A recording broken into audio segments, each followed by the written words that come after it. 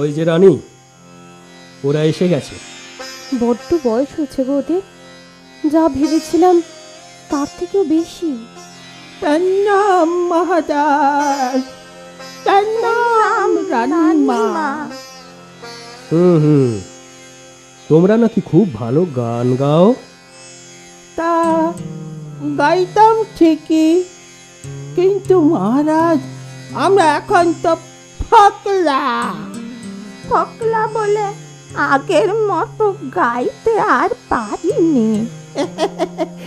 লোকে আমাদের গান শুনে হাতে ঠাট্টা করে, বলে ফকলা ফুকলির গান। যাই হোক, আমাকে ভয় পেও না তোমরা। আমি অবশ্য তেমন রাজা নই, আমি রাজা সপ্তসুর। সা রে গা মা। বুঝলে, তোমরা সুরে গাইলেই আমারও ভালো লাগবে।